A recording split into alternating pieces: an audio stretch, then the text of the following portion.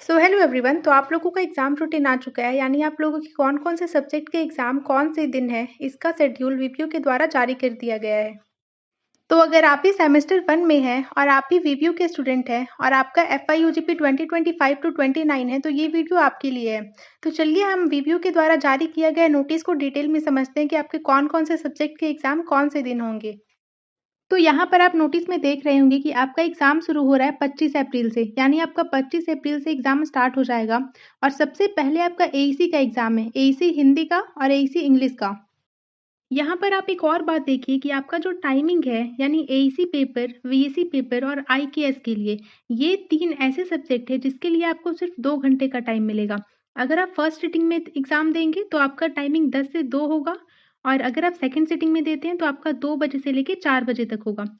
तो 25 तारीख को आपका एईसी हिंदी सेट 1 का एग्ज़ाम होगा और सेकंड सिटिंग में एईसी हिंदी सेट 2 का एग्ज़ाम होगा। 25 अप्रैल को यानी 2 सिटिंग में एग्ज़ाम होगा। फर्स्ट सिटिंग में भी हिंदी और सेकंड सिटिंग में भी हिंदी है।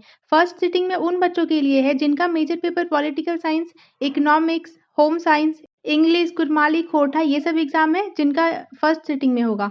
और जिन लोगों का मेजर हिस्ट्री है, फिलॉसफी है, ज्योग्राफी या फिर उर्दू है, उनका एसी 1 हिंदी का एग्ज़ाम सेकंड सिटिंग में होगा 25 तारीख को।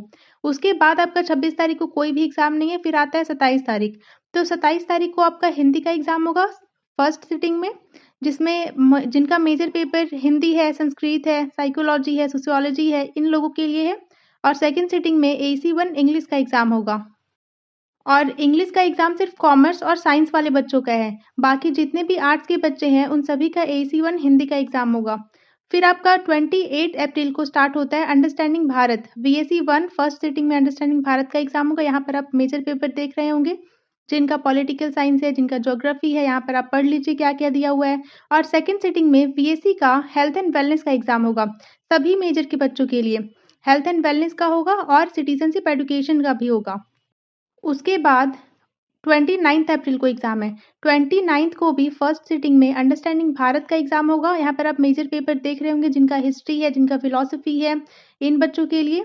और सेकंड सिटिंग में होगा वीएसी 1, जिनका ह्यूमन वैल्यूज़ एंड एथिक्स है। और यहाँ पर बाकी सारे सब्जेक्ट भी दिए हुए हैं, योग for holistic development, sports and fitness, आप ये सब देख सकते हैं। फिर आता है 30 अप्रैल, तो 30 अप्रैल को आपका आईकेएस यानी इंडियन नॉलेज सिस्टम का एग्ज़ाम होगा। और आप देख रहे होंगे कि इंडियन नॉलेज सिस्टम का आपका 4-4 सेट में करके एग्ज़ाम होगा। यानी 30 तारीख को आपका 2 सिटिंग में एग्ज़ाम होगा, दोनों आईकेएस का ही। उसके बाद 2 तारीख को भी आपका आईकेएस यानी इंडियन नॉलेज सिस्टम का ही एग्ज़ाम है, क्योंकि ये जो इंडियन नॉलेज सिस्टम है ना, ये सब्जेक्ट सभी के लिए है। यानी जितने भी मेजर पेपर के बच्चे हैं, सभी के लिए ये पेपर है। और इसीलिए इसका एग्ज़ाम 4 सेट में हो रहा है, क्योंकि बहुत सारे बच्चे हैं, तो एक बार में लेना पॉसिबल नहीं है। तो 4 सेट बनाया जाएगा और 4 सेट के थ्रू करवाया जाएगा। और आपके मेजर पेपर, एसी पेपर यानी माइनर पेपर, सेक पेपर और एमडीसी पेपर का एग्ज़ाम आपका 3 घंटे का होता है। अगर आप फर्स्ट सिटिंग में एग्ज़ाम देंगे तो आपका 10 बजे से लेके 1 बजे तक एग्ज़ाम होगा, और अगर सेकंड सिटिंग में देने वाले हैं तो 2 बजे से लेके शाम के 5 बजे तक एग्ज़ाम होगा। उसके बाद आप लोगों का 4 तारीख से, यानी कि 4 मई से आप लोगों का मेजर पेपर का एग्ज़ाम स्टार्ट हो जाएगा, जिसमें फर्स्ट सिटिंग में आपका अकाउंटिंग एंड फाइनेंस है, फिज़िक्स है, केमिस्ट्री मेजर है, बॉटनी है, जूलॉजी है, ये सारे मेजर का एग्ज़ाम 4 मई को होगा। और सेकंड सिटिंग में जिनका मेजर हिस्ट्री है, उन लोगों का एग्ज़ाम होगा।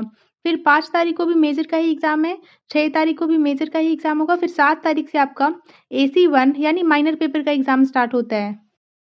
उसके बाद 8 तारीख को जिनका माइनर पेपर हिस्ट्री है, उन लोगों का एग्ज़ाम है। आप देख सकते हैं कि हिस्ट्री का और पॉलिटिकल साइंस का, यानी जिनका माइनर पेपर हिस्ट्री है और जिनका माइनर पेपर पॉलिटिकल साइंस है, उन लोगों का एग्ज़ाम 2 दिन में हो रहा है और 2 सेट में हो रहा है। क्योंकि हिस्ट्री और पॉलिटिकल साइंस 2 ऐसे माइनर पेपर हैं जो बहुत से बच्चे लेते हैं। इसके बाद 11 तारीख को एग्ज़ाम है आपका एमडीसी का, यानी 11 तारीख से आपका एमडीसी का एग्ज़ाम स्टार्ट हो जाता है। जिसमें आप देख रहे होंगे कि 11 तारीख को आपका एमडीसी का एग्ज़ाम है, और सिर्फ एमडीसी ह्यूमन राइट्स का एग्ज़ाम है। क्योंकि ह्यूमन राइट्स बहुत सारे बच्चों का है, इसीलिए इसका भी एग्ज़ाम 2 सेट में लिया जा रहा है। उसके बाद 12 तारीख को आपका एमडीसी का ही एग्ज़ाम है, फिर 13 तारीख को भी एमडीसी का ही एग्ज़ाम है। फिर आपका 14th मई से स्टार्ट होता है सेक पेपर का एग्ज़ाम, और जिसमें सबसे पहला, यानी कि सबसे पहला सेक पेपर का जो एग्ज़ाम है, ये 14th मई को होगा, और ये fundamentals of information and communication technology का एग्ज़ाम होगा। और आप यहाँ पर देख सकते हैं कि सेक पेपर में आपका fundamentals of information and communication technology का एग्ज़ाम है, और ये 4 सेट में होगा। क्योंकि जो सेक पेपर है इसमें fundamental of information and communication technology compulsory paper है। ये सभी बच्चों को पढ़ना है और इसीलिए सेक पेपर का एग्ज़ाम 4 सेट में करके लिया जाएगा, 14 और 15 तारीख को जो कि होगा।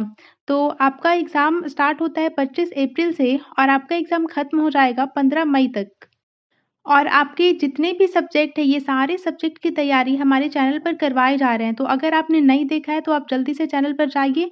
आपके जो-जो सब्जेक्ट हैं, आप प्लेलिस्ट को देखिए, प्लेलिस्ट को सेव कीजिए और अब आप पढ़ना स्टार्ट कर दीजिए क्योंकि अब आपके पास टाइम ज़्यादा नहीं है। क्योंकि आज 9th अप्रैल हो चुका है और आप लोगों का एग्ज़ाम 25th अप्रैल से स्टार्ट हो जाएगा। मतलब मैक्स टू मैक्स आपके पास 15 डेज़ का टाइम है।